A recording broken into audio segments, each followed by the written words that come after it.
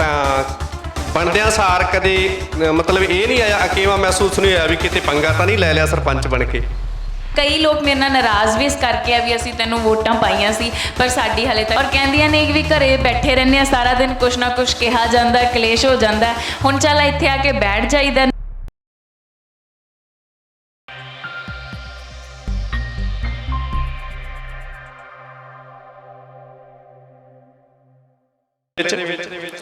ਸੋ ਮੇਰਾ ਰਸਮੀ ਤੇ ਸਿੱਧਾ ਜਿਹਾ ਸਵਾਲ, ਪਹਿਲਾਂ ਤਾਂ ਸਰਪੰਚ ਸੈਸ਼ਨਦੀਪ ਸਰਪੰਚ ਬਣ ਗਏ। ਸਰਪੰਚ ਸੈਸ਼ਨਦੀਪ ਦੇ ਫਾਦਰ ਸਰਪੰਚ ਨਹੀਂ, ਉਹਨਾਂ ਦੀ ਜਿਗਿਆਸਾ ਵੀ ਹੈਗੀ ਸੀ ਕਿ ਸਰਪੰਚੀ ਕਿਤੇ ਹੈਗੀ ਹੈ। ਤਾਂ ਤੁਸੀਂ ਪਹਿਲਾਂ ਤਾਂ ਆਪਣੇ ਬਾਰੇ ਦੱਸੋ ਕਿ ਤੁਹਾਡੇ 'ਚ ਪੜ੍ਹਦੇ ਉਮਰ 'ਚ ਹੀ ਸਰਪੰਚ ਬਣਦਾ ਇਹ ਮਤਲਬ ਕਿਸ ਤਰ੍ਹਾਂ ਆਇਆ ਕਿ ਮੈਂ ਸਰਪੰਚੀ ਵਾਲੇ ਪਾਸੇ ਨੂੰ ਕਿਵੇਂ ਤੁਰੇ ਤੁਸੀਂ? ਸਭ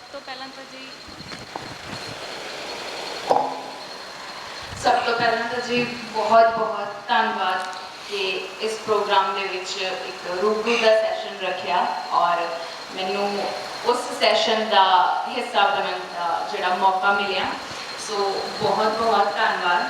ਸੋ ਤੁਸੀਂ ਪਹਿਲਾਂ ਮੈਨੂੰ ਪੁੱਛਿਆ ਕਿ ਮੇਰੇ ਅੰਦਰ ਇਹ ਜਿਗਿਆਸਾ ਕਿਵੇਂ ਆਈ। ਅਸਲ ਵਿੱਚ ਜਦੋਂ ਬਚਪਨ 'ਚ ਹੀ ਪਿੰਡ ਰਹਿੰਦੇ ਸੀ ਤਾਂ ਅਸੀਂ ਸ਼ਹਿਰ ਬਠਿੰਡੇ ਰਹਿਣ ਲੱਗ ਗਏ ਸੀ। ਤਾਂ ਛੁੱਟੀਆਂ ਦੇ ਵਿੱਚ ਜਦੋਂ ਪਿੰਡ ਆਉਣਾ ਤਾਂ ਉਹ ਸਾਨੂੰ ਬੜਾ ਮਤਲਬ ਵਧੀਆ ਲੱਗਦਾ ਸੀ ਕਿ ਆਪਣੇ ਪਿੰਡ ਜਾ ਰਹੇ ਹਾਂ, ਆਪਣੇ ਦਾਦਾ ਦਾਦੀ ਦੇ ਕੋਲੇ। ਪਰ ਇੱਕ ਚੀਜ਼ ਹੁੰਦੀ ਸੀ ਕਿ ਸਾਨੂੰ ਉਹ ਸਹੂਲਤਾਂ ਜਿਹੜੀਆਂ ਉਹ ਪਿੰਡ ਵਿੱਚ ਨਹੀਂ ਮਿਲਦੀਆਂ ਸੀਗੀਆਂ।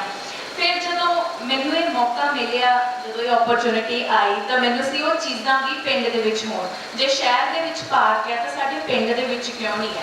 ਜੇ ਸ਼ਹਿਰ ਦੇ ਵਿੱਚ ਕੂੜਾ ਲੈਣ ਵਾਲਾ ਘਰਾਂ 'ਚ ਆਉਂਦਾ ਹੈ ਤਾਂ ਆਪਣੇ ਇੱਥੇ ਪਿੰਡਾਂ 'ਚ ਕਿਉਂ ਨਹੀਂ ਆਉਂਦਾ? ਸੋ ਇਹੋ ਜਿਹੀਆਂ ਚੀਜ਼ਾਂ ਸੀਗੀਆਂ ਜੋ ਮੈਨੂੰ ਬਚਪਨ ਤੋਂ ਹੀ ਉਹ ਕਰਦੀਆਂ ਸੀ ਕਿ ਮੈਂ ਆਪਣੇ ਪਿੰਡ ਨੂੰ ਖੂਬਸੂਰਤ ਬਣਾਉਣਾ। ਪਰ ਮੈਂ ਇਹ ਨਹੀਂ ਸੋਚਿਆ ਸੀਗਾ ਕਿ ਮੈਂ ਐਸਾ ਸਰਪੰਚ ਬਣਾਉਂਗੀ। ਮੈਂ ਸੋਚਦੀ ਹੁੰਦੀ ਸੀ ਮੇਰੇ ਕੋਲ ਬਹੁਤ ਸਾਰਾ ਪੈਸਾ ਆ ਜਾਏਗਾ ਤਾਂ ਮੈਂ ਉਦੋਂ ਸ਼ੁਰੂ ਕਰਾਂਗੀ। ਪਰ ਜਦੋਂ ਮੈਨੂੰ ਓਪਰਚੁਨਿਟੀ ਮਿਲੀ ਫਿਰ ਮੈਨੂੰ ਲੱਗਿਆ ਕਿ ਇਸ ਰਾਹ ਤੇ ਚੱਲਦੀ ਹੋਈ ਵੀ ਮੈਂ ਉਹ ਚੀਜ਼ਾਂ ਕਰ ਸਕਦੀ ਹਾਂ। ਬਹੁਤ ਵਧੀਆ ਗੱਲ ਹੈਗੀ ਹੈ ਕਿ ਤੁਹਾਡੇ ਮਨ 'ਚ ਆਇਆ ਕਿ ਪਿੰਡ ਨੂੰ ਸੁੰਦਰ ਬਣਾਉਣਾ ਹੈ, ਬਹੁਤ ਵਧੀਆ ਗੱਲ ਆ। ਪਰ ਇਸ ਜਦੋਂ ਤੁਸੀਂ ਸਰਪੰਚ ਚੁਣੇ ਗਏ ਮੰਨ ਲਓ, ਤਾਂ ਫਿਰ ਕਦੇ ਇਹ ਨਹੀਂ ਹੋਇਆ ਕਿ ਜਦੋਂ ਨਵਾਂ ਰਾਹ ਫੜਨਾ ਤੁਸੀਂ ਇੱਕ ਲੀਹ ਪਾੜ ਕੇ ਚੱਲਣਾ ਹੈ ਤਾਂ ਦਿੱਕਤਾਂ, ਕਿਉਂਕਿ ਸਾਡੇ ਸਮਾਜ 'ਚ ਇਹ ਸਭ ਤੋਂ ਵੱਡੀ ਸਮੱਸਿਆ ਆਉਂਦੀ ਹੈ ਕਿ ਜਦੋਂ ਅਸੀਂ ਸਰਪੰਚ ਬਣਦੇ ਹਾਂ, ਪੰਚਾਇਤ ਹੈ, ਲੋਕਾਂ ਦਾ ਵੇਖਣ ਦਾ ਨਜ਼ਰੀਆ ਕਿ ਸਰਪੰਚ ਤੋਂ ਤਵੱਕੋਂ ਬਹੁਤ ਜ਼ਿਆਦਾ ਹੁੰਦੀ ਹੈ। ਤਾਂ ਬਣਦਿਆਂ ਸਾਰ ਕਦੇ ਮਤਲਬ ਇਹ ਨਹੀਂ ਆਇਆ, ਅਕੇਵਾਂ ਮਹਿਸੂਸ ਨਹੀਂ ਹੋਇਆ ਵੀ ਕਿਤੇ ਪੰਗਾ ਤਾਂ ਨਹੀਂ ਲੈ ਲਿਆ ਸਰਪੰਚ ਬਣ ਕੇ? ਅਕਸਰ ਮਨ ਦੇ ਵਿੱਚ ਇਹੋ ਜਿਹੇ ਵਿਚਾਰ ਆ ਵੀ ਜਾਂਦੇ ਨੇ। ਪਰ ਜਦੋਂ ਮੈਂ ਸਰਪੰਚ ਬਣਨ ਦਾ ਫੈਸਲਾ ਲੈਤਾ ਸੀ ਦਿੱਕਤਾਂ ਉਦੋਂ ਹੀ ਆਉਣ ਲੱਗ ਗਈਆਂ ਸੀਗੀਆਂ। ਉਦੋਂ ਹੀ ਕੁਝ ਕੁ ਲੋਕਾਂ ਦਾ ਕਹਿਣਾ ਸੀ ਕਿ ਭਾਈ, ਮੇਰੇ ਡੈਡੀ ਨੂੰ ਕਹਿੰਦੇ ਹੁੰਦੇ ਸੀ ਕਿ ਤੁਸੀਂ ਆਪਣੀ ਕੁੜੀ ਨੂੰ ਕਿਉਂ ਇੱਧਰ ਤੋਰ ਰਹੇ ਹੋਗੇ, ਜਾਂ ਮਤਲਬ ਮੇਰੇ ਮੰਮੀ ਨੂੰ ਵੀ ਕਹਿ ਦੇਣਾ, ਜਾਂ ਅਲੱਗ ਹੀ ਪਿੰਡ ਦੇ ਵਿੱਚ ਗੱਲਾਂ ਕਰਨੀਆਂ ਵੀ ਕੁੜੀ ਨੂੰ ਸਰਪੰਚ ਕਿਉਂ ਬਣਾਉਣਾ, ਕੁੜੀ ਦਾ ਵਿਆਹ ਹੋ ਜਾਏਗਾ ਤੇ ਕਿਵੇਂ ਸਰਪੰਚੀ ਕਰੇਗੀ। ਸੋ ਇਹ ਚੀਜ਼ਾਂ ਉਦੋਂ ਹੀ ਸ਼ੁਰੂ ਹੋ ਗਈਆਂ ਸੀ। ਉਸ ਤੋਂ ਬਾਅਦ ਜੋ ਮੈਂ ਕੰਮ ਕਰਨੇ ਸੀ ਉਹ ਕੰਮ ਕਰਨੇ, ਔਰ ਜੋ ਲੋਕ ਕਹਿੰਦੇ ਸੀ ਕਿ ਲੋਕ ਜਿਵੇਂ ਹੁੰਦਾ ਕਿ ਸਾਡੀ ਗਲੀ ਨਾਲੀ ਬਣਾਉਣੀ ਉਹ ਕਰਨਾ, ਤੇ ਸਾਡੀ ਸੋਚ ਦੇ ਵਿੱਚ ਵੀ ਕਾਫੀ ਅੰਤਰ ਹੈਗਾ ਗਾ। ਤਾਂ ਉੱਥੇ ਵੀ ਮੈਨੂੰ ਮੁਸ਼ਕਿਲਾਂ ਆਉਂਦੀਆਂ ਨੇ ਉਹਨਾਂ ਦੇ ਨਾਲ ਗੱਲਬਾਤ ਕਰਦੇ ਹੋਏ, ਜਾਂ ਉਹਨਾਂ ਦੀਆਂ ਜੋ ਚੀਜ਼ਾਂ ਨੇ ਜਾਂ ਉਹਨਾਂ ਦੀ ਸੋਚ ਆ ਉਸ ਨੂੰ ਪੂਰਾ ਕਰਨ ਦੇ। ਤੇ ਮੈਨੂੰ ਕਿਤੇ ਨਾ ਕਿਤੇ ਲੱਗਦਾ ਵੀ ਕਿਤੇ ਉਹਨਾਂ ਦੀ ਡਿਮਾਂਡਸ ਨੇ ਜੋ ਉਹ ਪਿੱਛੇ ਨਾ ਰਹਿ ਜਾਣ, ਵੀ ਮੈਂ ਆਪਦੀ ਸੋਚ ਨੂੰ ਹੀ ਉਹ ਕਰੀ ਜਾਵਾਂ, ਆਪਦੇ ਆਪ ਨੂੰ ਸਹੀ ਕਹੀ ਜਾਵਾਂ। ਪਰ ਮੈਨੂੰ ਇਹ ਵੀ ਲੱਗਦਾ ਹੁੰਦਾ ਕਿ ਉਹਨਾਂ ਦੀ ਅਕਸਰ ਜਿਹੜੀ ਡਿਮਾਂਡ ਹੈ ਉਹ ਸਿਰਫ ਗਲੀ ਨਾਲੀ ਹੀ ਹੈ, ਤੇ ਇਹ ਤਾਂ ਵੀ ਹਰ ਕੋਈ ਹਰ ਹੋਰ ਸਰਪੰਚ ਆਊਗਾ ਤਾਂ ਉਹ ਵੀ ਕਰ ਜੂਗਾ। ਮੈਂ ਕੁਝ ਹੋਰ ਕਰ ਜਾਵਾਂ ਜੋ ਹੋਰ ਸਰਪੰਚ ਨਹੀਂ ਕਰਨਾ ਚਾਹੁੰਦੇ ਪਿੰਡਾਂ ਦੇ ਵਿੱਚ। ਪਰ ਲੋਕ ਤਾਂ ਇਹ ਚਾਹੁੰਦੇ ਆ ਨਾ ਕਿ ਸਾਡੇ ਘਰ ਦਾ ਰਸਤਾ ਪਹਿਲਾਂ ਪੱਕਾ ਹੋਣਾ ਚਾਹੀਦਾ ਹੈ, ਸਾਡੇ ਘਰ ਦਾ ਪਾਣੀ ਹੈ ਜਿਹੜਾ ਉਹ ਨਾਲੀ 'ਚ ਪੈਣਾ ਚਾਹੀਦਾ। ਤਾਂ ਤੁਸੀਂ ਮਤਲਬ ਇੱਕ ਬਖਰੇਵਾ ਪੈਦਾ ਕਰਤਾ, ਲੋਕਾਂ ਨੂੰ ਲਾਇਬ੍ਰੇਰੀ ਵਾਲੇ ਪਾਸੇ ਤੋਰ ਲਿਆ। ਤਾਂ ਫਿਰ ਲੋਕਾਂ ਨੇ ਇਹ ਗਿਲੇ ਸ਼ਿਕਵੇ ਨਹੀਂ ਕੀਤੇ ਕਿ ਸਾਨੂੰ ਤਾਂ ਸਾਡੇ ਤਾਂ ਘਰ ਦਾ ਰਸਤਾ ਤਾਂ ਬਣਾਇਆ ਹੀ ਨਹੀਂ ਸੈਸ਼ਨਦੀਪ ਨੇ? ਹਾਂਜੀ, ਮੈਂ ਤੁਹਾਨੂੰ ਇਹ ਦੱਸ ਰਹੀ ਹਾਂ ਨਾ ਕਿ ਉਹ ਚੀਜ਼ ਉਹਨਾਂ ਦੀ ਹੈਗੀ ਆ। ਈਵਨ ਕਈ ਲੋਕ ਮੇਰੇ ਨਾਲ ਨਾਰਾਜ਼ ਵੀ ਇਸ ਕਰਕੇ ਆ ਵੀ ਅਸੀਂ ਤੈਨੂੰ ਵੋਟਾਂ ਪਾਈਆਂ ਸੀ ਪਰ ਸਾਡੀ ਹਾਲੇ ਤੱਕ ਗਲੀ ਨਹੀਂ ਬਣੀ, ਨਾਲੀ ਨਹੀਂ ਬਣੀ। ਲੇਕਿਨ ਇਹ ਨਹੀਂ ਮੈਂ ਕਹਿ ਰਹੀ ਕਿ ਮੈਂ ਇਹ ਚੀਜ਼ ਕਰਨੀ ਨਹੀਂ, ਮੈਂ ਕਰਨੀ ਆ, ਬਟ ਇੱਕ ਪਲੈਨਿੰਗ ਦੇ ਨਾਲ ਕਰਨੀ ਹੈ। ਅਕਸਰ ਕੀ ਹੁੰਦਾ ਕਿ ਆਪਾਂ ਗਲੀਆਂ ਬਣਾ ਦਿੰਦੇ ਹਾਂ ਜਾਂ ਫਿਰ ਨਾਲੀਆਂ ਬਾਅਦ ਵਿੱਚ ਬਣਦੀਆਂ, ਸੀਵੇਜ ਬਣਦੇ ਆ, ਬਾਅਦ ਵਿੱਚ ਆਪਾਂ ਉਹਨਾਂ ਨੂੰ ਫਿਰ ਪੱਟਦੇ ਰਹਿੰਦੇ ਹਾਂ। ਮੇਰੀ ਇਹ ਸੋਚ ਹੈ ਕਿ ਪ੍ਰੋਪਰ ਪਿੰਡ ਦੀ ਲੈਵਲਿੰਗ ਹੋਵੇ, ਕੋਈ ਘਰ ਉੱਚਾ ਨੀਵਾਂ ਵੀ ਹੈ ਤਾਂ ਉਸ ਦੇ ਅਕੋਰਡਿੰਗ ਪਾਣੀ ਦੇ ਨਿਕਾਸ ਦਾ ਜਿਹੜਾ ਪ੍ਰਬੰਧ ਕੀਤਾ ਜਾਵੇ, ਤੇ ਇਸ ਲਈ ਲੈਵਲਿੰਗ ਤੋਂ ਬਾਅਦ ਸੀਵਰੇਜ ਪਾਇਆ ਜਾਵੇ, ਫਿਰ ਗਲੀਆਂ ਨਾਲੀਆਂ ਜਿਹੜੀਆਂ ਬਣਾਈਆਂ ਜਾਣ। ਮੈਂ ਇਹੀ ਚੀਜ਼ ਉਹਨਾਂ ਨੂੰ ਵੀ ਸਮਝਾਉਣੀ ਆ, ਪਰ ਉਹਨਾਂ ਦੀ ਇੱਕੋ ਹੀ ਗੱਲ ਚੜੀ ਹੋਈ ਹੈ ਵੀ ਅਸੀਂ ਤਾਂ ਵੋਟਾਂ ਪਾਈਆਂ ਸੀ, ਇਹਨਾਂ ਨੇ ਹਾਲੇ ਤੱਕ ਸਾਡੀ ਇਹ ਜਿਹੜੀ ਗਲੀ ਨਹੀਂ ਬਣਾਈ। ਜੀ ਬਿਲਕੁਲ। ਇੱਕ ਜਿਹੜੀ ਆਮ ਗੱਲ ਹੈਗੀ ਹੈ ਪਿੰਡਾਂ 'ਚ, ਆਮ ਪੰਚਾਇਤਾਂ, ਦੇਖੋ ਬਲਾਕ 'ਚ ਬਹੁਤ ਸਾਰੇ ਪਿੰਡ ਹੈਗੇ ਆ। ਇੱਕ ਬਲਾਕ ਦੇ ਵਿੱਚ ਸ਼ਸ਼ਨਦੀਪ ਦਾ ਬਠਿੰਡੇ ਜ਼ਿਲ੍ਹੇ 'ਚ ਨਾਂ ਉੱਭਰਦਾ ਹੈ, ਫਿਰ ਉਹ ਪੰਜਾਬ 'ਚ ਸੁਣਿਆ ਜਾਂਦਾ, ਫਿਰ ਉਹ ਨੈਸ਼ਨਲ ਲੈਵਲ 'ਤੇ ਜਾਂਦਾ ਹੈ। ਤੇ ਹੁਣ ਤੱਕ ਸਰਪੰਚ ਸ਼ਸ਼ਨਦੀਪ ਨੂੰ ਕਿਹੜੀਆਂ ਉਪਲਬਧੀਆਂ, ਕਿਹੜੇ ਅਵਾਰਡ ਹੈ ਜਿਹੜੇ ਮਿਲੇ ਆ, ਇਹ ਵੀ ਸਾਂਝਾ ਕਰੋ। ਸਾਨੂੰ ਇੱਕ ਅਵਾਰਡ ਮਿਲਿਆ ਦੀਨ ਦਿਆਲ ਉਪਾਧਿਆਏ ਪੰਚਾਇਤ ਸਸ਼ਕਤੀਕਰਨ ਅਵਾਰਡ ਹੈ ਜੀ, ਜੋ ਕਿ ਪੰਚਾਇਤ ਦੇ ਵਿੱਚ ਤੁਸੀਂ ਮਤਲਬ ਹਰੇਕ ਡਿਪਾਰਟਮੈਂਟ, ਹਰੇਕ ਜਿਹੜਾ ਇੱਕ ਸਬਜੈਕਟ ਹੁੰਦਾ ਉਸ ਦੇ ਉੱਪਰ ਕੰਮ ਕਰਦੇ ਹੋ, ਚਾਹੇ ਉਹ ਤੁਸੀਂ ਔਰਤਾਂ ਲਈ ਦੇਖ ਰਹੇ ਹੋ ਜਾਂ ਪਿੰਡ ਦੇ ਸਾਫ਼ ਸਫਾਈ ਦੇ ਲਈ ਦੇਖ ਰਹੇ ਹੋ, ਹੈਲਥ ਦੇ ਉੱਪਰ, ਸਕੂਲ ਐਜੂਕੇਸ਼ਨ ਦੇ ਲਈ ਤੁਸੀਂ ਕੀ ਕਰ ਰਹੇ ਹੋ, ਕੀ ਪੰਚਾਇਤ ਨੇ ਆਪਣੀ ਪੰਚਾਇਤ ਨੂੰ ਸਸ਼ਕਤ ਕਰਨ ਲਈ ਸਾਰੇ ਪੱਖਾਂ ਤੋਂ ਉਸ ਦੇ ਉੱਪਰ ਕੰਮ ਕੀਤਾ ਹੈ, ਤਾਂ ਇਸ 'ਤੇ ਸਾਨੂੰ ਨੈਸ਼ਨਲ ਅਵਾਰਡ ਮਿਲਿਆ। ਦੂਸਰਾ ਜਿਹੜਾ ਨੈਸ਼ਨਲ ਅਵਾਰਡ ਮਿਲਿਆ ਜੀ ਉਹ ਹੈ ਨਾਨਾ ਜੀ ਦੇਸ਼ਮੁਖ ਰਾਸ਼ਟਰੀ ਗੌਰਵ ਗ੍ਰਾਮ ਸਭਾ ਅਵਾਰਡ, ਕਿ ਤੁਸੀਂ ਆਪਣੇ ਪਿੰਡ ਦੇ ਵਿੱਚ ਗ੍ਰਾਮ ਸਭਾ ਜਿਹੜੀ ਉਹ ਕਰਵਾਉਂਦੇ ਹੋ ਤੇ ਉਹ ਚੰਗੇ ਤਰੀਕੇ ਨਾਲ ਕਰਵਾਈ ਜਾਂਦੀ ਹੈ, ਕਿ ਉਸ ਦੇ ਵਿੱਚ ਸਭ ਦੇ ਵਿਚਾਰ ਸੁਣੇ ਜਾਂਦੇ ਹਨ, ਕਿ ਔਰਤਾਂ ਵੀ ਉਸ ਦੇ ਵਿੱਚ ਆਪਣਾ ਪੱਖ ਰੱਖਦੀਆਂ ਹਨ, ਉਹਨਾਂ ਦੇ ਮਸਲੇ ਹੈ ਜਿਹੜੇ ਉਹ ਸੁਣੇ ਜਾਂਦੇ ਹਨ ਤੇ ਪੰਚਾਇਤ ਵੱਲੋਂ ਸੁਲਝਾਏ ਜਾਂਦੇ ਹਨ। ਇਹਨਾਂ ਸਾਰਿਆਂ ਦੀ ਜਿਹੜੀ ਆ ਇੱਕ ਰਿਕਾਰਡ ਹੈ ਜਿਹੜਾ ਮੇਨਟੇਨ ਕੀਤਾ ਜਾਂਦਾ ਪੰਚਾਇਤ ਵੱਲੋਂ, ਤਾਂ ਉਹ ਰਿਕਾਰਡ ਦੇਖਦੇ ਹੋਏ ਵੀ ਸਾਨੂੰ ਜਿਹੜਾ ਦੂਸਰਾ ਨੈਸ਼ਨਲ ਅਵਾਰਡ ਮਿਲਿਆ। ਤੀਸਰਾ ਜੀ ਸਾਨੂੰ GPDP gram panchayat development plan award ਮਿਲਿਆ। ਇਸ ਦੇ ਵਿੱਚ ਇਹ ਹੁੰਦਾ ਕਿ ਗ੍ਰਾਮ ਪੰਚਾਇਤ ਵੱਲੋਂ ਆਪਣੇ ਪਿੰਡ ਦੀ ਆ ਜਿਹੜੀ ਆਉਣ ਵਾਲੇ ਸਮੇਂ ਦੇ ਲਈ ਪਲੈਨਿੰਗ ਕੀਤੀ ਗਈ ਆ, ਕਿ ਉਹ ਪਲੈਨਿੰਗ ਦੇ ਉੱਪਰ ਹੀ ਕੰਮ ਕੀਤਾ ਗਿਆ ਹੈਗਾ, ਕਿ ਜਿਵੇਂ ਲੋਕਾਂ ਨੇ ਕਿਹਾ ਜਾਂ ਜਿਵੇਂ ਇੱਕ ਪੰਚਾਇਤ ਨੇ ਪਲਾਨ ਬਣਾਇਆ ਸੀਗਾ, ਸਾਰੇ ਡਿਪਾਰਟਮੈਂਟਸ ਦੀ ਗੱਲ ਸੁਣ ਕੇ, ਚਾਹੇ ਉਹ ਆਂਗਨਵਾੜੀ ਹੋਵੇ, ਹੈਲਥ ਹੋਵੇ, ਸਕੂਲ ਹੋਣ ਜਾਂ ਹੋਰ ਪਿੰਡ ਦੇ ਮਸਲੇ ਹੋਣ, ਕਿ ਉਹਨਾਂ ਪਲੈਨਿੰਗ ਦੇ ਉੱਪਰ ਕੰਮ ਕੀਤਾ ਹੈਗਾ, ਉਸ ਨੂੰ ਦੇਖਦੇ ਹੋਏ ਇਹ ਅਵਾਰਡ ਮਿਲਿਆ। ਔਰ ਹੁਣ ਰੀਸੈਂਟਲੀ 2 ਅਕਤੂਬਰ ਨੂੰ ਸਾਨੂੰ 2 ਹੋਰ ਪੁਰਸਕਾਰ ਮਿਲੇ ਹੈਗੇ, ਇੱਕ ਮੇਰਾ ਪਿੰਡ ਮੇਰੀ ਜ਼ਿੰਮੇਵਾਰੀ ਔਰ ਇੱਕ ODF plus film certification award, ਜੋ ਕਿ ਸਵੱਛ ਭਾਰਤ ਮਿਸ਼ਨ ਇੱਕ ਸਕੀਮ ਚਲਾਈ ਜਾ ਰਹੀ ਹੈ, ਉਸ ਦੇ ਅੰਤਰਗਤ ਜੋ ਪਿੰਡ ਵਿੱਚ ਕੰਮ ਕੀਤੇ ਆ ਉਹਨਾਂ ਨੂੰ ਦੇਖਦੇ ਹੋਏ। ਸ਼ਸ਼ਨਦੀਪ, ਗੱਲ ਗ੍ਰਾਮ ਸਭਾ ਅਵਾਰਡ ਦੀ ਤੁਸੀਂ ਕੀਤੀ ਹੈ, ਤੇ ਲਗਭਗ ਮੈਨੂੰ ਲੱਗਦਾ ਸਾਰੀਆਂ ਹੀ ਗ੍ਰਾਮ ਪੰਚਾਇਤਾਂ ਦੀ ਇਹ ਜ਼ਿੰਮੇਵਾਰੀ ਹੈ ਵੀ ਉਹ ਗ੍ਰਾਮ ਸਭਾ ਉਹਨਾਂ ਨੇ ਕਰਨੀ ਹੈ ਸੀਜ਼ਨ 'ਚ। ਕਿੰਨੀਆਂ ਗ੍ਰਾਮ ਸਭਾ ਕਰਨੀਆਂ ਹੁੰਦੀਆਂ, ਮਤਲਬ ਬਾਕੀ ਪੰਚਾਇਤਾਂ ਵੀ ਤਾਂ ਫਿਰ ਗ੍ਰਾਮ ਸਭਾ ਕਰਦੀਆਂ ਹੀ ਹੈ, ਤੁਸੀਂ ਉਹਦੇ 'ਚ ਵੱਖਰਾ ਕੀ ਕੀਤਾ? ਸਾਡਾ ਵੱਖਰਾ ਸਰ, ਤੁਹਾਨੂੰ ਪਹਿਲਾਂ ਹੀ ਪਤਾ ਵੀ ਤੁਸੀਂ ਵੀ ਇਨਵਾਈਟਡ ਰਹੇ ਹੋ ਸਾਡੀ ਗ੍ਰਾਮ ਸਭਾ ਦੇ ਵਿੱਚ। ਸਾਡੀ ਗ੍ਰਾਮ ਸਭਾ ਇਹ ਨਹੀਂ ਹੁੰਦੀ ਕਿ ਇੱਕ ਕਮਰੇ ਦੇ ਵਿੱਚ 4-5 ਲਾਈਕ ਮਾਈਂਡਡ ਪਰਸਨਸ ਬੈਠ ਕੇ ਔਰ ਉਹਨਾਂ ਨੇ ਜੋ ਫੈਸਲਾ ਲੈ ਲਿਆ ਜਾਂ ਜੋ ਸਰਪੰਚ ਨੇ ਕਹਿ ਦਿੱਤਾ ਵੀ ਇਹ ਚੀਜ਼ ਕਰਨੀ ਹੈ ਔਰ ਸਾਰਿਆਂ ਨੇ ਹਾਂ ਦੇ ਵਿੱਚ ਹਾਂ ਮਿਲਾ ਦਿੱਤੀ, ਤਾਂ ਇਹੋ ਜੀ ਗ੍ਰਾਮ ਸਭਾ ਨਹੀਂ ਹੁੰਦੀ ਸਾਡੀ। ਇਸ ਤਰ੍ਹਾਂ ਖੁੱਲ੍ਹੇ ਮੈਦਾਨ ਦੇ ਵਿੱਚ ਹੁੰਦੀ ਹੈ, ਜਿੱਥੇ ਸਾਰਿਆਂ ਨੂੰ ਖੁੱਲ੍ਹਾ ਸੱਦਾ ਦਿੱਤਾ ਜਾਂਦਾ, ਸਾਰੇ ਪਿੰਡ ਨੂੰ ਇਨਵਾਈਟ ਕੀਤਾ ਜਾਂਦਾ ਹੈ ਕਿ ਤੁਸੀਂ ਗ੍ਰਾਮ ਸਭਾ ਦੇ ਵਿੱਚ ਸ਼ਮੂਲੀਅਤ ਕਰਨੀ ਹੈ, ਔਰ ਇਸ ਦੇ ਨਾਲ ਹੀ ਤੁਸੀਂ ਇਹ ਦੱਸਣਾ ਹੈ ਕਿ ਆਪਣੇ ਪਿੰਡ ਦੇ ਵਿੱਚ ਆਪਾਂ ਹੋਰ ਕੀ ਕੰਮ ਕਰਨੇ ਆ, ਜਾਂ ਅਸੀਂ ਦੱਸਦੇ ਹਾਂ ਕਿ ਆਹ ਕੰਮ ਆਪਾਂ ਪਿਛਲੀ ਵਾਰੀ ਪਲਾਨ ਕੀਤੇ ਸੀਗੇ, ਇਹ ਕੰਮ ਹੋ ਗਏ ਨੇ, ਤਾਂ ਤੁਸੀਂ ਦੱਸੋ ਉਸ ਦੇ ਵਿੱਚ ਕੀ ਮੁਸ਼ਕਲ ਰਹਿ ਗਈ ਜਾਂ ਕੀ ਕਮੀ ਰਹਿ ਗਈ, ਉਹ ਦੱਸਦੇ ਨੇ। ਜਿਵੇਂ ਮੰਨ ਲਓ ਸੋਲਰ ਲਾਈਟਸ ਅਸੀਂ ਆਪਣੇ ਪਿੰਡ ਦੇ ਵਿੱਚ ਲਗਵਾਈਆਂ, ਤਾਂ ਉਹ ਕਿਤੇ ਖਰਾਬ ਹੋ ਗਈ ਜਾਂ ਉਸ ਦੇ ਵਿੱਚ ਕੋਈ ਡਿਫੈਕਟ ਆ ਗਿਆ, ਤਾਂ ਨਹੀਂ ਪੰਚਾਇਤ ਨੂੰ ਨਹੀਂ ਪਤਾ ਲੱਗਦਾ, ਤਾਂ ਉਹ ਪਿੰਡ ਦੇ ਲੋਕ ਹੀ ਆ ਕੇ ਦੱਸਦੇ ਆ ਜੀ ਇਹ ਚੀਜ਼ ਆਪਣੇ ਪਿੰਡ ਦੇ ਵਿੱਚ ਆ ਜਿਹੜੀ ਹੋਣ ਵਾਲੀ ਹੈ। ਹੋਰ ਅਸੀਂ ਗ੍ਰਾਮ ਸਭਾ ਦੇ ਵਿੱਚ ਜਿਹੜਾ ਆਮਦਨ ਖਰਚਾ ਇੱਕ ਪੰਚਾਇਤ ਨੇ ਦੱਸਣਾ ਹੁੰਦਾ ਹੈਗਾ, ਔਰ ਸਾਲ ਦੇ ਵਿੱਚ 2 ਜਿਹੜੀ ਗ੍ਰਾਮ ਸਭਾ ਉਹ ਹੋਣੀ ਜ਼ਰੂਰੀ ਹੁੰਦੀ ਹੈ, ਇੱਕ ਸਰਪੰਚਾਇਤ ਵੱਲੋਂ ਕਰਾਈ ਜਾਣੀ ਚਾਹੀਦੀ ਆ, ਔਰ ਪਰ ਅਸੀਂ ਆਪਣੇ ਜਿਹੜੇ ਗ੍ਰਾਮ ਸਭਾ ਕਰਵਾਉਣੇ ਆ ਪਿੰਡ ਦੇ ਵਿੱਚ ਅਸੀਂ 4 ਕਰਵਾਉਣੇ ਆ, ਤਾਂ ਕਿ ਲੋਕਾਂ ਨਾਲ ਜਲਦ ਤੋਂ ਜਲਦ ਮਿਲ ਸਕੀਏ, ਉਹਨਾਂ ਦੀਆਂ ਸਮੱਸਿਆਵਾਂ ਸੁਣ ਸਕੀਏ ਔਰ ਉਹਨਾਂ ਨੂੰ ਛੇਤੀ ਤੋਂ ਛੇਤੀ ਹੱਲ ਕੀਤਾ ਜਾ ਸਕੇ। ਬਿਲਕੁਲ, ਮੇਰੇ ਖਿਆਲ 'ਚ ਸਾਰਿਆਂ ਵਾਸਤੇ ਲਾਜ਼ਮੀ ਹੈਗਾ ਇਹ। ਹਾਂਜੀ ਬਿਲਕੁਲ। ਤਾਂ ਬਹੁਤ ਵਧੀਆ ਗੱਲ ਹੈਗੀ ਤੁਸੀਂ ਇਸ ਉਪਰਾਲਿਆਂ ਨੂੰ ਕੀਤਾ।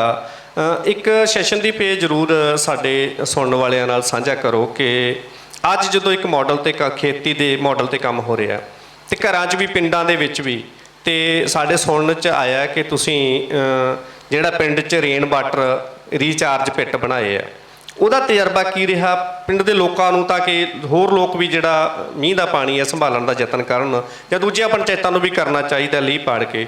ਔਰ ਪਾਣੀ ਦੀ ਸੰਭਾਲ ਵਾਸਤੇ ਅਕਸਰ ਅਸੀਂ ਪਿੰਡਾਂ 'ਚ ਦੇਖਦੇ ਹਾਂ ਕਿ ਪਾਣੀ ਦੀ ਵੇਸਟੇਜ ਬਹੁਤ ਜ਼ਿਆਦਾ ਹੈ, ਦੁਰਵਰਤੋਂ ਬਹੁਤ ਜ਼ਿਆਦਾ ਹੈ। ਤੇ ਪਿੰਡ ਮਾਣਕਖਾਨਾ ਦੀ ਸਰਪੰਚ ਸ਼ੈਸ਼ਨਦੀਪ ਨੇ ਉਸ ਪਾਣੀ ਨੂੰ ਕਿਵੇਂ ਸਟੋਰ ਕਰਨਾ ਕੀਤਾ, ਤੇ ਉਹਦੇ ਲਈ ਮੇਰੇ ਖਿਆਲ 'ਚ ਕਾਫੀ ਜ਼ਿਆਦਾ ਪ੍ਰਸ਼ੰਸਾ ਵੀ ਤੁਸੀਂ ਖੱਟੀ ਹੈ। ਜੀ, ਅਸੀਂ ਜਿਸ ਇਲਾਕੇ ਤੋਂ ਆਪਾਂ ਹਾਂ ਬਠਿੰਡਾ, ਬੇਸਿਕਲੀ ਇੱਥੇ ਜਿਹੜਾ ਪਾਣੀ ਦਾ ਲੈਵਲ ਆ ਉਹ ਬਹੁਤ ਨੀਚੇ ਜਾ ਰਿਹਾ ਤੇ ਸਾਨੂੰ ਪਤਾ ਕਿ ਪਾਣੀ ਦੀ ਕੁਆਲਿਟੀ ਹੈ ਜਿਹੜੀ ਉਹ ਵੀ ਵਧੀਆ ਨਹੀਂ। ਬਠਿੰਡੇ ਵਾਲਿਆਂ ਨੂੰ ਇਹ ਕਹਿ ਦਿੱਤਾ ਜਾਂਦਾ ਕਿ ਇਹਨਾਂ ਨੂੰ ਦੂਰੋਂ ਹੀ ਪਛਾਣ ਲਿਆ ਜਾਂਦਾ ਕਿ ਇੱਥੇ ਇਹਨਾਂ ਦੇ ਜਿਹੜੇ ਹੈਗੇ ਆ ਪਾਣੀ ਦੇ ਕਰਕੇ ਇਹਨਾਂ ਦੇ ਕੁਝ ਚੀਜ਼ਾਂ ਇਦਾਂ ਦੀਆਂ ਹੁੰਦੀਆਂ ਨੇ। ਤਾਂ ਮੈਨੂੰ ਬੜੀ ਮਾੜੀ ਲੱਗਦੀ ਸੀ ਤੇ ਮੈਨੂੰ ਇਹ ਹੁੰਦਾ ਸੀ ਵੀ ਸਾਡੇ ਪਾਣੀ ਦੀ ਜਿਹੜੀ ਕੁਆਲਿਟੀ ਹੈ ਜੋ ਆਪਾਂ ਕਰ ਸਕਦੇ ਹਾਂ ਸਾਨੂੰ ਕਰਨਾ ਚਾਹੀਦਾ। ਇਸ ਲਈ ਮੀਂਹ ਦੇ ਪਾਣੀ ਦੀ ਸਾਂਭ ਸੰਭਾਲ ਦੇ ਲਈ ਇੱਕ ਪ੍ਰੋਜੈਕਟ ਹੈਗਾ ਸਵੱਛ ਭਾਰਤ ਮਿਸ਼ਨ ਦੇ ਅੰਤਰਗਤ ਹੀ ਕਿ ਤੁਸੀਂ ਸੋਕੇਜ ਪਿਟਸ ਆਪਣੇ ਘਰ ਘਰ ਬਣਾ ਸਕਦੇ ਹੋ। ਮੈਂ ਜਦੋਂ ਇਹ ਪ੍ਰੋਜੈਕਟ ਲਿਆ ਤਾਂ ਮਤਲਬ ਵੀ ਮੈਨੂੰ ਸਾਰਿਆਂ ਨੇ ਕਿਹਾ ਵੀ ਇਹ ਬਹੁਤ ਖੱਜਲ ਖੁਆਰੀ ਵਾਲਾ, ਵੀ ਤੁਹਾਨੂੰ ਰੋਜ਼ ਦੇਖਣਾ ਪਊਗਾ ਜਾਂ ਰੋਜ਼ ਜਾਣਾ ਪਊਗਾ, ਹਰ ਘਰ ਦੇ ਵਿੱਚ ਬਣਾਉਣਾ ਇਹ ਬਹੁਤ ਔਖਾ ਹੈਗਾ। ਤਾਂ ਮੈਨੂੰ ਪਰ ਮੇਰੇ ਇੱਕ ਚੀਜ਼ ਸੀ ਕਿ ਮੈਂ ਇਹ ਚੀਜ਼ ਕਰਨੀ ਹੈ, ਕਿਉਂਕਿ ਫਿਰ ਉਹੀ ਗੱਲ ਕਿ ਹੋਰ ਕਿਸੇ ਨੇ ਪੰਗਾ ਲੈਣਾ ਨਹੀਂ। ਬਠਿੰਡੇ ਜ਼ਿਲ੍ਹੇ 'ਚੋਂ ਇੱਕੋ ਹੀ ਇੱਕ ਪਿੰਡ ਹੈ ਜਿੱਥੇ 60 ਘਰਾਂ ਦੇ ਵਿੱਚ ਸੋਕੇਜ ਪਿਟਸ ਹੈਗੇ ਬਣੇ ਹੋਏ ਆ।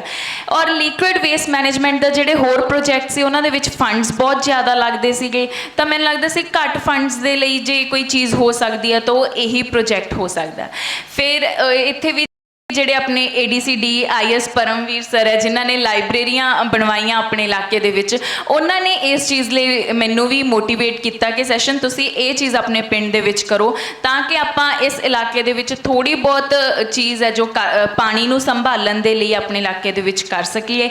ਔਰ ਫਿਰ ਅਸੀਂ ਸ਼ੁਰੂਆਤ ਕੀਤੀ ਇਸ ਪ੍ਰੋਜੈਕਟ ਦੀ।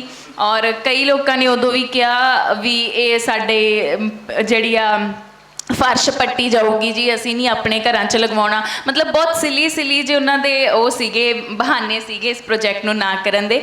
ਪਰ ਫਿਰ ਵੀ ਮੈਂ ਹੌਲੀ ਮਨਾ ਕੇ ਤਕਰੀਬਨ 60 ਘਰਾਂ ਦੇ ਵਿੱਚ, ਸਾਡੇ ਪਿੰਡ ਦੇ ਵਿੱਚ 105 ਘਰ ਨੇ, 60 ਘਰਾਂ ਦੇ ਵਿੱਚ ਅਸੀਂ ਇਹ ਬਣਾ ਚੁੱਕੇ ਹਾਂ। ਔਰ ਹੁਣ ਜਿਹੜੀਆਂ ਸਾਡੀਆਂ ਪੰਚਾਇਤੀ ਥਾਵਾਂ ਨੇ ਜਾਂ ਸਾਂਝੀਆਂ ਥਾਵਾਂ ਨੇ ਉਹਨਾਂ ਉੱਪਰ ਵੀ ਅਸੀਂ ਇਹਨਾਂ ਨੂੰ ਬਣਾਵਾਂਗੇ। ਅੱਛਾ, ਇਹਦੇ ਨਾਲ ਹੀ ਜੁੜਦਾ ਸਵਾਲ ਇਹ ਹੈਗਾ ਕਿ ਅਕਸਰ ਪਿੰਡਾਂ ਦੇ ਵਿੱਚ ਜੇ ਕਿਤੇ ਘਰਾਂ ਦੇ ਨਾਂ ਰੱਖੇ ਜਾਂਦੇ ਆ ਤਾਂ ਉਹ ਕਹਿੰਦੇ ਆ ਕਿ ਮਰਦ ਪ੍ਰਧਾਨ ਸਮਾਜ ਹੈ। ਅੱਜ ਵੈਸੇ ਔਰਤਾਂ ਦਾ ਦਿਨ ਹੈ, ਕਰਵਾ ਚੌਥ ਦਾ ਦਿਨ ਹੈ, ਤੇ ਅਸੀਂ ਉਸ ਦਿਨ ਤੇ ਰੂਬਰੂ ਕਰ ਰਹੇ ਹਾਂ। ਤਾਂ ਫਿਰ ਮੈਨੂੰ ਇਹ ਲੱਗਦਾ ਕਿ ਤੁਸੀਂ ਇੱਕ ਵੱਖਰਾ ਕੰਮ ਕੀਤਾ ਕਿ ਪਿੰਡ ਦੀਆਂ ਔਰਤਾਂ ਨੂੰ ਮੋਹਰੀ ਬਣਾ ਲਿਆ, ਉਹਨਾਂ ਦੇ ਨਾਵਾਂ 'ਤੇ ਨੇਮ ਪਲੇਟਾਂ ਲਾਤੀਆਂ ਘਰਾਂ 'ਤੇ। ਤੇ ਫਿਰ ਜਿਹੜੇ ਪਿੰਡ ਦੇ ਮਰਦ ਪ੍ਰਧਾਨ ਸਮਾਜ ਜਿਹਦੀ ਆਪਾਂ ਗੱਲ ਕਰਦੇ ਹਾਂ, ਤੇ ਫਿਰ ਉਹਨਾਂ ਦੇ ਵਿਰੋਧ ਦਾ ਸਾਹਮਣਾ ਉਹਨਾਂ ਦੇ ਘਰਾਂ 'ਚ ਕੋਈ ਇਸ ਤਰ੍ਹਾਂ ਦਾ ਕਲੇਸ਼ ਸ਼ੁਰੂ ਤਾਂ ਨਹੀਂ ਹੋਇਆ? ਇਹ ਕਿਵੇਂ ਸੰਭਵ ਹੋਇਆ ਤੇ ਕਿਸ ਤਰ੍ਹਾਂ ਜਿਹੜਾ ਇਹਨੂੰ ਨੇਪਰੇ ਚਾੜਿਆ? ਸੋ ਇਹ ਸੀਗਾ ਕਿ ਇੱਕ ਪੰਚਾਇਤ ਨੇ ਸੋਚਣਾ ਹੁੰਦਾ ਕਿ ਤੁਸੀਂ ਹਰ ਵਰਗ ਦੇ ਲਈ ਕੁਝ ਕਰਦੇ ਹੋ, ਔਰਤਾਂ ਦੇ ਲਈ ਕੀ ਕੁਝ ਕਰਦੇ ਹੋ। ਤਾਂ ਔਰਤਾਂ ਦੇਖੋ ਆਪਣੇ ਸਮਾਜ ਦੇ ਵਿੱਚ ਪਹਿਲਾਂ ਹੀ ਵਿਚਾਰਿਆਂ ਨੂੰ ਬਹੁਤ ਸਮੇਂ ਤੋਂ ਜਿਹੜਾ ਸ਼ੋਸ਼ਣ ਹੈ ਜਿਹੜਾ ਸਹਿਣਾ ਪੈਂਦਾ ਹੈਗਾ, ਉਹਨਾਂ ਨਾਲ ਧੱਕੇਸ਼ਾਹੀ ਹੁੰਦੀ ਹੈ। ਸੋ ਉਹਨਾਂ ਦੇ ਸਮਾਜ ਦੇ ਵਿੱਚ ਇੱਕ ਕੌਨਫੀਡੈਂਸ ਉਹਨਾਂ ਦਾ ਵਧੇ ਕਿ ਵੀ ਅਸੀਂ ਵੀ ਸਮਾਜ ਦੇ ਵਿੱਚ ਰਹਿੰਦੇ ਹਾਂ, ਸਾਡੀ ਵੀ ਕੁਝ ਅਹਿਮੀਅਤ ਹੈਗੀ ਆ। ਇਸ ਲਈ ਇਹ ਜਿਹੜਾ ਛੋਟਾ ਜਿਹਾ ਪ੍ਰੋਜੈਕਟ ਹੈ ਇਹਦੀ ਸਟਾਰਟਿੰਗ ਹੋਈ ਸੀ, ਅਸੀਂ ਇੱਕ ਪਿੰਡ ਵਿਜ਼ਿਟ ਕੀਤਾ ਸੀਗਾ ਔਰ ਉੱਥੇ ਅਸੀਂ ਦੇਖਿਆ ਕਿ ਪਿੰਡਾਂ ਦੇ ਘਰਾਂ ਦੇ ਵਿੱਚ ਔਰਤਾਂ ਦੇ ਨੇਮ ਦੀ ਨੇਮ ਪਲੇਟਸ ਲੱਗੀਆਂ ਹੋਈਆਂ ਸੀ। ਤਾਂ ਮੈਨੂੰ ਲੱਗਿਆ ਕਿਉਂ ਨਹੀਂ ਅਸੀਂ ਆਪਦੇ ਪਿੰਡ ਦੇ ਵਿੱਚ ਇਹ ਸ਼ੁਰੂ ਕਰ ਸਕਦੇ। ਔਰ ਇਹ ਆਈਡੀਆ ਵੀ ਵੈਸੇ ਪੰਚਾਇਤ ਸੈਕਟਰੀ ਪਰਮਜੀਤ ਸਿੰਘ ਭੁੱਲਰ ਜੀ ਦਾ ਸੀਗਾ ਕਿ ਉਹਨਾਂ ਨੇ ਕਿਹਾ ਵੀ ਆਪਾਂ ਵੀ ਆਪਣੇ ਪਿੰਡ ਦੇ ਵਿੱਚ ਇਹ ਪ੍ਰੋਜੈਕਟ ਸ਼ੁਰੂ ਕਰ ਸਕਦੇ ਹਾਂ। ਔਰ ਜੋ ਵੀ ਸਾਨੂੰ ਦਾਨ ਮਿਲਿਆ ਉਸ ਵਕਤ ਅਸੀਂ ਉਸ ਨੂੰ ਲੈ ਕੇ ਆਪਣੇ ਪਿੰਡ ਦੇ ਵਿੱਚ ਹਰ ਘਰ ਦੇ ਅੱਗੇ ਨੇਮ ਪਲੇਟ ਹੈ ਜਿਹੜੀ ਉਹ ਔਰਤ ਦੇ ਨਾਮ ਦੀ ਲਗਾਈ। ਤੇ ਇਸ ਗੱਲ ਦਾ ਵੀ ਧਿਆਨ ਰੱਖਿਆ ਕਿ ਕਲੇਸ਼ ਨਾ ਹੋਵੇ, ਉਸ ਦੇ ਨਾਲ ਨੀਚੇ ਲਿਖਤਾ ਵਾਈਫ ਆਫ, ਤਾਂ ਕਿ ਜੈਂਡਰ ਇਕੁਐਲਿਟੀ ਨੂੰ ਹੀ ਪ੍ਰਮੋਟ ਕੀਤਾ ਜਾਵੇ। ਇੱਥੇ ਕੋਈ ਕਿਸੇ ਤੋਂ ਪਿੱਛੇ ਨਹੀਂ ਹੈਗਾ, ਸਭ ਇੱਕੋ ਜਿਹਾ। ਬਸ ਇੱਕ ਔਰਤ ਨੂੰ ਥੋੜ੍ਹਾ ਜਿਹਾ ਅਸੀਂ ਚਾਹੁੰਦੇ ਸੀ ਕਿ ਕੌਨਫੀਡੈਂਸ ਹੋਵੇ, ਉਹਨਾਂ ਨੂੰ ਵੀ ਸਨਮਾਨ ਮਿਲੇ। ਔਰ ਇਸ ਤੋਂ ਬਾਅਦ ਇੱਕ ਮਤਲਬ ਪਿੰਡ ਦੀ ਬੀਬੀ ਨੇ ਮੈਨੂੰ ਕਿਹਾ ਕਿ ਮੈਨੂੰ ਘਰ ਤੋਂ ਬਾਹਰ ਜਾਣ ਦੀ ਵੀ ਇਜਾਜ਼ਤ ਨਹੀਂ ਹੈ, ਵੀ ਜੇ ਜਾਣਾ ਵੀ ਹੈ ਤਾਂ ਪੁੱਛ ਕੇ ਜਾਣਾ। ਗੁਰਦੁਆਰੇ ਤੱਕ ਵੀ ਮਤਲਬ ਮੈਂ ਆਏ ਖੁੱਲੀ ਡੁੱਲੀ ਇੱਕ ਜੇ ਹਵਾ ਦੇ ਵਿੱਚ ਜਾ ਨਹੀਂ ਸਕਦੀ ਹੈਗੀ। ਤੇ ਪਰ ਮੈਨੂੰ ਨੇਮ ਪਲੇਟ 'ਤੇ ਆਪਦਾ ਨਾਮ ਦੇਖ ਕੇ ਜੋ ਮਹਿਸੂਸ ਹੋਇਆ ਮੈਂ ਉਹਨੂੰ ਸ਼ਬਦਾਂ 'ਚ ਬਿਆਨ ਨਹੀਂ ਕਰ ਸਕਦੀ। ਤੇ ਇਹ ਸੁਣ ਕੇ ਮੈਨੂੰ ਵੀ ਲੱਗਿਆ ਕਿ ਚਲੋ ਕਿਸੇ ਇੱਕ ਬੰਦੇ ਨੂੰ ਤਾਂ ਕੋਈ ਉਹ ਚੀਜ਼ ਮਹਿਸੂਸ ਹੋਈ ਜੋ ਮੈਂ ਚਾਹੁੰਦੀ ਸੀ ਕਿ ਹੋਵੇ। ਸੋ ਇਹ ਪ੍ਰੋਜੈਕਟ ਨਾਲ ਇਹ ਚੀਜ਼ਾਂ ਹੋਈਆਂ ਜੀ। ਬਹੁਤ ਖੂਬ।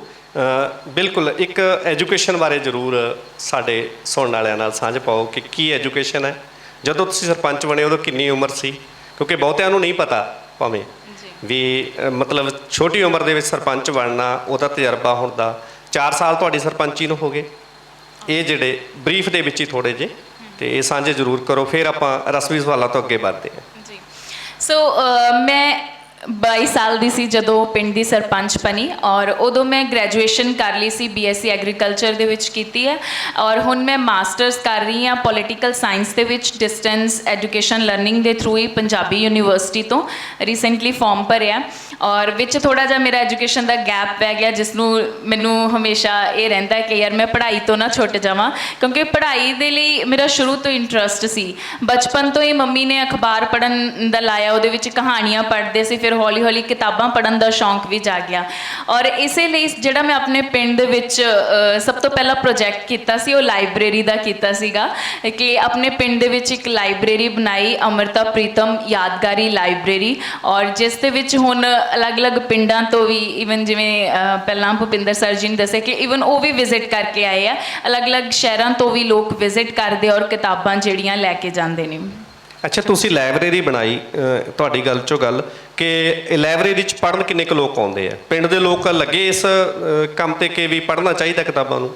ਹਾਂਜੀ ਬਿਲਕੁਲ, ਪਿੰਡ ਦੇ ਲੋਕ ਵੀ ਆਉਂਦੇ ਨੇ, ਬਹੁਤ ਬੱਚੇ ਵੀ ਆਉਂਦੇ ਆ, ਬਜ਼ੁਰਗ ਵੀ ਆਉਂਦੇ ਆ, ਔਰ ਉਹ ਬੀਬੀਆਂ ਵੀ ਆਉਂਦੀਆਂ ਜੋ ਪਹਿਲਾਂ 5ਵੀਂ ਤੱਕ ਪੜ੍ਹੀਆਂ ਹੋਈਆਂ ਨੇ ਔਰ ਕਿਤਾਬਾਂ ਪੜ੍ਹਨ ਦਾ ਸ਼ੌਂਕ ਰੱਖਦੀਆਂ ਨੇ, ਔਰ ਕਹਿੰਦੀਆਂ ਨੇ ਕਿ ਵੀ ਘਰੇ ਬੈਠੇ ਰਹਿੰਦੇ ਆ ਸਾਰਾ ਦਿਨ, ਕੁਛ ਨਾ ਕੁਛ ਕਿਹਾ ਜਾਂਦਾ, ਕਲੇਸ਼ ਹੋ ਜਾਂਦਾ, ਹੁਣ ਚੱਲ ਇੱਥੇ ਆ ਕੇ ਬੈਠ ਜਾਈਦਾ, ਨਾਲੇ ਤਾਂ AC ਦਾ ਆਨੰਦ ਮਾਣ ਲਈਦਾ, ਨਾਲੇ ਨਾਲ ਕਿਤਾਬਾਂ ਪੜ੍ਹ ਲਈਦੀਆਂ। ਔਰ ਉਹ ਕਿਤਾਬਾਂ ਪੜ੍ਹ ਕੇ ਸਿਰਫ ਇਹ ਨਹੀਂ ਕਿ ਉਹਨਾਂ ਤੱਕ ਰਹਿ ਜਾਂਦੇ ਆ, ਕਿ ਉਹਨਾਂ ਨੇ ਜਿਵੇਂ ਮੈਨੂੰ ਦੱਸਿਆ ਕਿ ਇੱਕ ਮੋਰਲ ਸਟੋਰੀ ਪੜ੍ਹਦੇ ਆ, ਤਾਂ ਉਹ ਘਰੇ ਜਾ ਕੇ ਆਪਣੇ ਬੱਚਿਆਂ ਨੂੰ ਵੀ ਦੱਸਦੇ ਆ ਕਿ ਅਸੀਂ ਕੀ ਸਿੱਖਿਆ ਉਹਨਾਂ ਕਿਤਾਬਾਂ ਤੋਂ। ਜਿਵੇਂ ਕਹਿੰਦੇ ਨੇ ਕਿ ਜੇ ਇੱਕ ਔਰਤ ਪੜ੍ਹਦੀ ਹੈ ਤਾਂ ਪੂਰਾ ਪਰਿਵਾਰ ਹੀ ਪੜ੍ਹਦਾ, ਤੇ ਉਹ ਆਪਦੇ ਬੱਚਿਆਂ ਨੂੰ ਵੀ ਉਹ ਸਿੱਖਿਆ ਦਿੰਦੇ ਆ ਕਿ ਭਾਈ ਇਹ ਚੀਜ਼ ਸਹੀ ਹੈ, ਇਹ ਗਲਤ ਹੈ। ਤੇ ਇਸ ਨਾਲ ਮੈਨੂੰ ਲੱਗਦਾ ਵੀ ਮੇਰਾ ਪਿੰਡ ਹੈ ਜਿਹੜਾ ਪੜ੍ਹਾਈ ਦੇ ਲੈਵਲ ਵੱਲ ਇੱਕ ਕਦਮ ਅੱਗੇ ਵਧ ਰਿਹਾ। ਚਲੋ, ਬਹੁਤ ਸੋਹਣੀ ਗੱਲ ਹੈ। ਹੁਣ ਥੋੜ੍ਹੀ ਜਿਹੀ ਜਿਹੜੀ ਗੱਲ ਆਪਾਂ ਇਹਦੇ 'ਤੇ ਕਰੀਏ, ਕਿਉਂਕਿ ਜਿਹੜਾ ਸਮਾਜਿਕ ਨਜ਼ਰੀਆ ਹੈਗਾ ਅੱਜ ਔਰਤ ਦੀ ਦਸ਼ਾ ਤੇ ਦਿਸ਼ਾ ਬਾਰੇ ਆਪਾਂ ਨੂੰ ਸਾਰਿਆਂ ਨੂੰ ਪਤਾ ਹੈ ਕਿ ਔਰਤ ਨੂੰ ਕਿਸ ਤਰ੍ਹਾਂ ਕਿਸ ਨਜ਼ਰੀਏ 'ਚੋਂ ਵੇਖਿਆ ਜਾਂਦਾ ਹੈ। ਹੋ ਸਕਦਾ ਤੁਸੀਂ ਆਪਣੇ ਨਜ਼ਰੀਏ ਤੋਂ ਇਹਦਾ ਜਵਾਬ ਦੇ ਦਿਓ ਜੇ। ਅੱਜ ਗਲੈਮਰ ਦੀ ਦੁਨੀਆ, ਅੱਜ ਇੱਕ ਔਰਤ ਨੂੰ, ਇੱਕ ਕੁੜੀ ਨੂੰ ਜੇ ਕੋਈ ਸਟਾਲ 'ਤੇ ਵੀ ਖੜੀ ਕਰਦਾ ਤਾਂ ਇਹ ਨਜ਼ਰੀਏ ਤੋਂ ਕਰਦਾ ਹੈ ਕਿ ਉਹਦੇ ਕੋਲ ਗਾਹਕ ਜ਼ਿਆਦਾ ਆਵੇਗਾ। ਮਤਲਬ ਇਹ ਪਿਰਤ ਨੂੰ ਤੋੜਨ ਵਾਸਤੇ, ਇਸ ਦਿਸ਼ਾ ਨੂੰ ਤੋੜਨ ਵਾਸਤੇ ਸ਼ਸ਼ਨਦੀਪ ਕੀ ਸੁਨੇਹਾ ਦੇਣਾ ਚਾਹੁੰਦੀ ਹੈ ਅੱਜ ਦੀਆਂ ਇਹਨਾਂ ਬੱਚੀਆਂ ਨੂੰ, ਤਾਂ ਕਿ ਇਹਨਾਂ ਨੇ ਵੀ ਆਉਣ ਵਾਲੇ ਸਮੇਂ 'ਚ ਹੋ ਸਕਦਾ ਕੋਈ ਸਰਪੰਚ ਬਣ ਜਾਵੇ, ਕੋਈ ਹੋਰ ਉਪਲਬਧੀ ਕਰੇ, ਹੈ ਨਾ? ਤਾਂ ਔਰਤ ਦੀ ਦਸ਼ਾ ਤੇ ਦਿਸ਼ਾ ਇਹਦੇ ਤੋਂ ਅੱਗੇ ਅਗਾਂਹ ਜਿਹੜਾ ਕਦਮ ਹੈ ਪੁੱਟਣ ਵਾਲੀ ਗੱਲ। ਸ਼ਸ਼ਨਦੀਪ ਸਰਪੰਚ ਬਣ ਕੇ ਬਹੁਤ ਸੋਹਣਾ ਨਾਮ ਨਾ ਖੱਟ ਲਿਆ, ਬਹੁਤ ਵਧੀਆ ਹੋ ਗਿਆ। ਇਹਨਾਂ ਕੁੜੀਆਂ ਬੱਚੀਆਂ ਬਾਰੇ ਵੀ ਕਿ ਇਹਨਾਂ ਦੇ ਮਨਾਂ 'ਚ ਵੀ ਕੋਈ ਖਿਆਲ ਉਡਾਰੀ ਭਰੀ ਜਾਵੇ ਕਿ ਇਹ ਜਿਹੜੀਆਂ ਮਿੱਥਾਂ ਨੇ ਕਿਵੇਂ ਟੁੱਟਣਗੀਆਂ ਸਾਡੀਆਂ, ਇਹ ਜਿਹੜਾ ਗਲੈਮਰ ਵਾਲਾ ਸਿਸਟਮ ਹੈ ਇਹਦੋਂ ਬਾਹਰ ਆ ਕੇ ਵੀ ਇੱਕ ਨਜ਼ਰੀਆ ਹੈਗਾ। ਔਰਤ ਨੂੰ ਭਾਵੇਂ ਬਰਾਬਰ ਦੀ ਸਮਝਿਆ ਜਾਂਦਾ ਹੈ, 50% ਹਿੱਸਾ ਹੁੰਦਾ ਹੈ, ਪਰ ਲੋਕ ਮਸਲਿਆਂ ਦੇ ਵਿੱਚ, ਲੋਕ ਝਗੜਿਆਂ ਦੇ ਵਿੱਚ ਔਰਤ ਨੂੰ ਕਿਤੇ ਨਾ ਕਿਤੇ ਹੋਰ ਤਰੀਕੇ ਨਾਲ ਪੇਸ਼ ਕੀਤਾ ਜਾਂਦਾ ਹੈ। ਤੁਸੀਂ ਕੀ ਦੇਖਦੇ ਹੋ ਇਸ ਗੱਲ ਨੂੰ? ਸੋ ਜਿਵੇਂ ਤੁਸੀਂ ਕਿਹਾ ਕਿ ਇਹਨਾਂ ਲੜਕੀਆਂ ਲਈ ਮੈਂ ਜ਼ਰੂਰ ਕੁਝ ਕਹਿਣਾ ਚਾਹੂੰਗੀ ਕਿ ਤੁਸੀਂ ਉਹ ਕਰਿਓ ਜੋ ਤੁਹਾਡੇ ਦਿਲ ਵਿੱਚ ਹੈ, ਜੋ ਤੁਸੀਂ ਕਰਨਾ ਚਾਹੁੰਦੇ ਹੋ। ਤੁਸੀਂ ਇਹ ਨਾ ਕਰਿਓ ਕਿ ਤੁਹਾਨੂੰ ਕਹਿ ਦਿੱਤਾ ਤੇ ਤੁਸੀਂ ਕਿਹਾ ਹਾਂਜੀ ਮੈਂ ਠੀਕ ਹੈ, ਇਹ ਚੀਜ਼ ਕਰ ਦਾਂਗੀ, ਪਰ ਨਹੀਂ। ਤੁਸੀਂ ਸਮਾਜ ਨੂੰ ਦੇਖਦੇ ਹੋਏ, ਸਮਾਜ ਦੀਆਂ ਜਿਵੇਂ ਕਿ ਮਿੱਥ ਹੈ ਕੁਝ ਤੋੜਨੀਆਂ ਨੇ ਕਿ ਔਰਤ ਹੈ ਉਹ ਕੁਝ ਨਹੀਂ ਕਰ ਸਕਦੀ, ਜਾਂ ਔਰਤ ਦਾ ਇੱਕ ਜਿਹੜਾ ਕੀਤਾ ਜਾਂਦਾ, ਮੈਂ ਉਹਨੂੰ ਕੀ ਕਹਾਂ, ਜਿਵੇਂ ਤੁਸੀਂ ਗਲੈਮਰ ਦੀ ਐਗਜ਼ਾਮਪਲ ਦਿੱਤੀ ਕਿ ਉਸ ਦਿੱਖ ਵੱਲ ਦੇਖਿਆ ਜਾਂਦਾ, ਤਾਂ ਤੁਸੀਂ ਇਹ ਪ੍ਰੂਵ ਕਰਨਾ ਹੈ ਕਿ ਔਰਤ ਇਸ ਤੋਂ ਉੱਪਰ ਹੁੰਦੀ ਆ।